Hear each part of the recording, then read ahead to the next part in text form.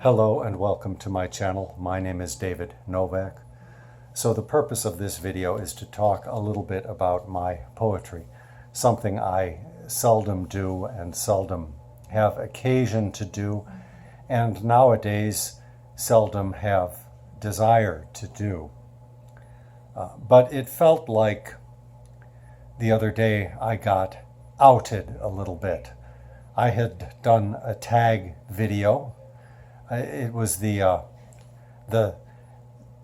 6-month check-in tag, the freak-out tag, I think it was called. And so I decided to tag booktuber Brian M.R.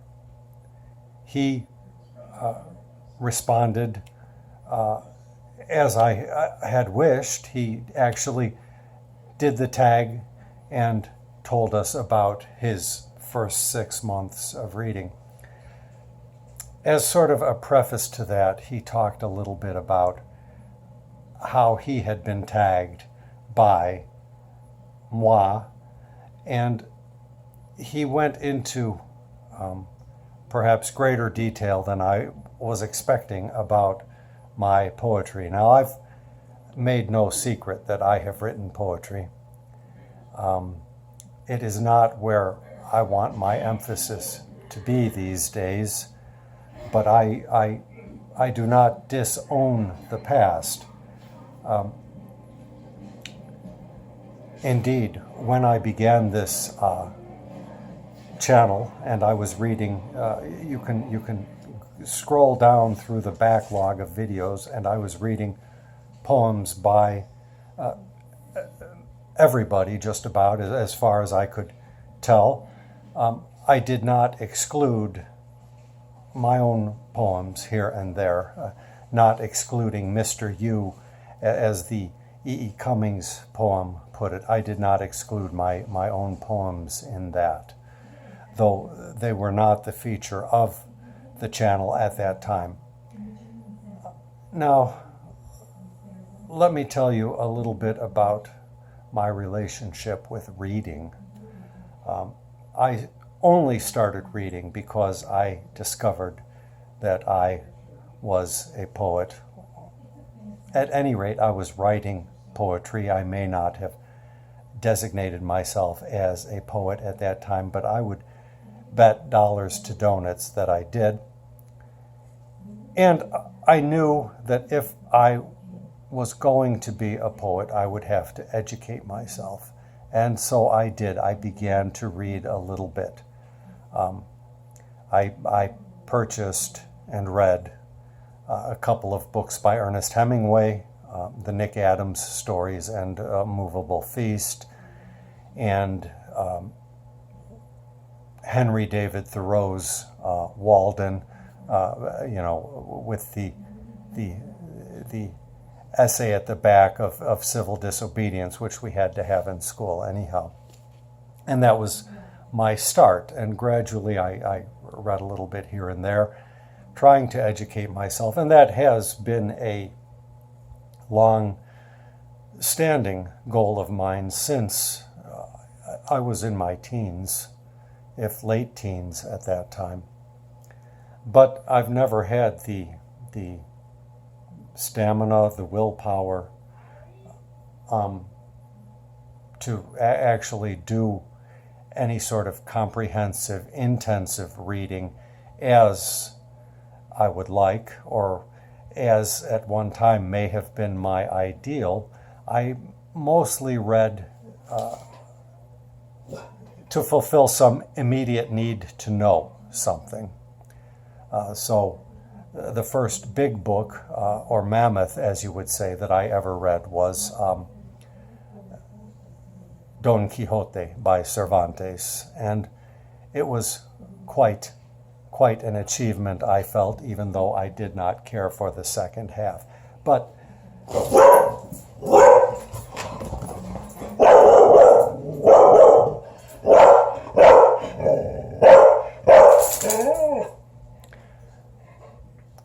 that was like an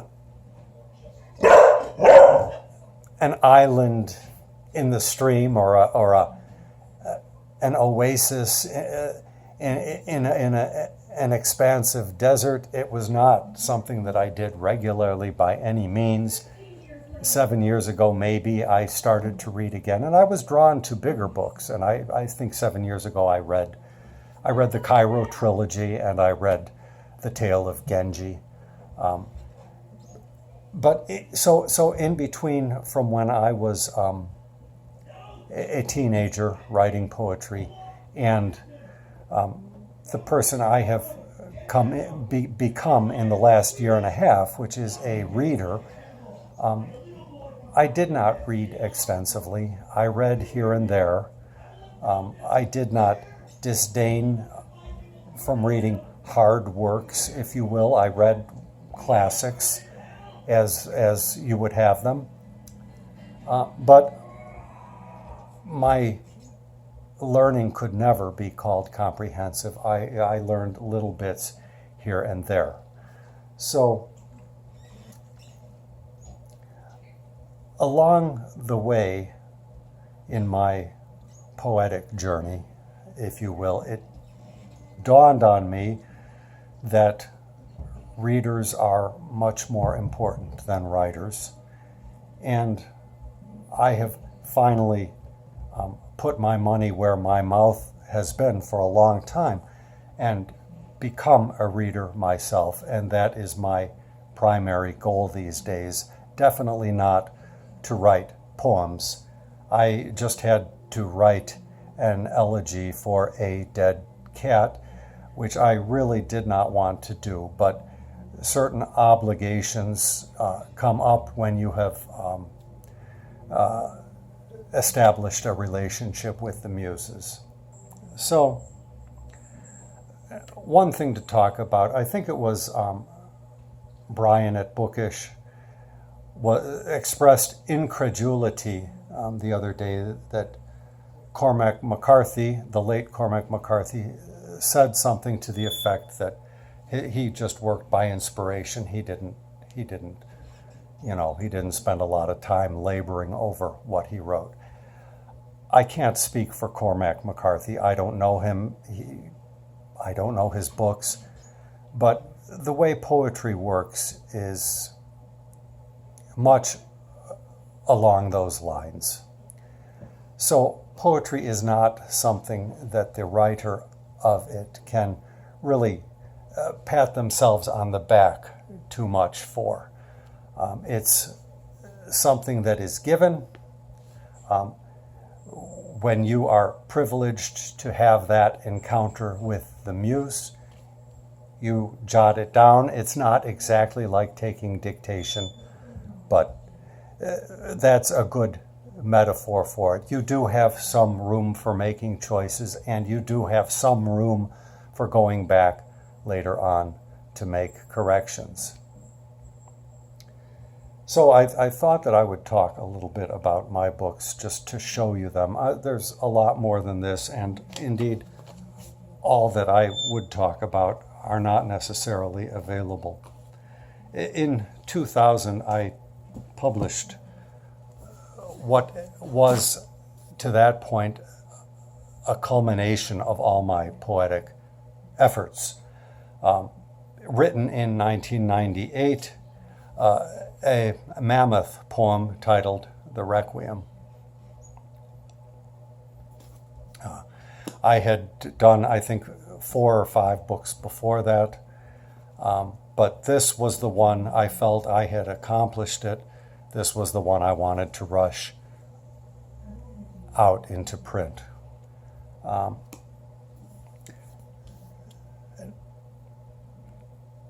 My attraction to mammoths remains. So when I look back over the things that I have done, it is the mammoths that stand out.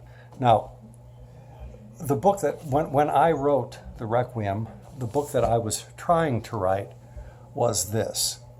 And I didn't manage to do it. My failed attempts at this before doing The Requiem, I tore out of the notebook and threw away, and I regret it now that I know that this was down the pike. I mean, So 5 years later, I did this. It's another mammoth poem, slightly bigger than the first. And I think that was 2003. That was a big year for me. And then in 2004, I wrote an epic play, if you will. Now, this is not my own tale. I had been fortunate enough to go to the Spoleto Festival in Charleston and saw the complete Peony Pavilion. And I wanted to try writing a play in the long form. I had written plays before, but I wanted to try something large scale. And I couldn't come up with a story, so I just took the story. I mean, it's not unusual for writers to just take stories from previous sources. In fact, Tang Xiansu himself took his story from another place. So these three are my big mammoth works, of which I look on with fondness as achievements. I can't say that they're my best work at all. They're the biggest, and that's all I can say. Now, the other three works that I segregate and group are my works which respond to current events. And the first one of those was Against Holy War, which I was pleased that it was published 6 months after the events of September 11th, 2001. And I was also pleased to have a blurb by Bishop Spong on the back. Times being what they were, there was not room for a peaceful response to the events of 9/11. That being said, it remains my biggest seller at book fairs and poetry fests and that kind of thing back when I was attending those events and trying to push my books on the stump. I attribute that to the fact that the book is very much white space. No book ever had more white space than this, and white space sells. So the other two I don't have copies of. One was a play that I wrote titled War for Peace, which was an attempt to protest the invasion of Iraq done by the Bush administration with others.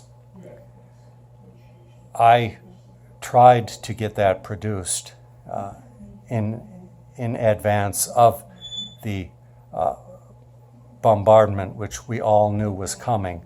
But unfortunately, again, it was a theme that nobody really wanted. One theater company, as a sort of protest, put on Lysistrata, which probably was not applicable to the situation of the destruction of Iraq that my countrymen and my political leaders wreaked. So I have an essay about it at my website if you care to read all of the travails in trying to get the play produced in Chicago to no avail. And then when it was clear that it was not going to happen, I wrote a book of villanelles titled The Condemnation. And I was trying to find a copy of it around here, and I do not have that copy.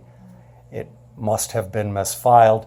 Again, if you go to my website, or better yet, go to my website to link to my Lulu page, you can find it there. The self-pub version has a picture of a Japanese god on the cover. So those are the three books that I did responding to current events. And those are the books that I feel best about, wholly for the situation in which they arose, not again because I can speak for their quality. Matt Wall, who is a sometime booktuber, but more a sort of a writer instructor, I guess, on his sort of a poet guru on his channel, has said that a writer's job is not to bother himself with those matters, and he is absolutely right. Now,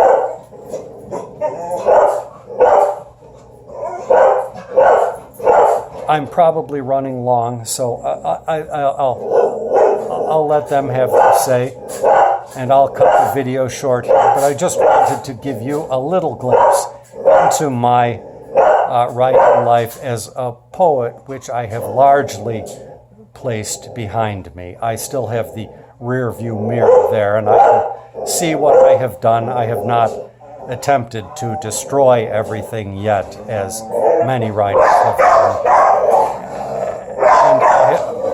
Well, let's let it go at that. Thank you very much for stopping by.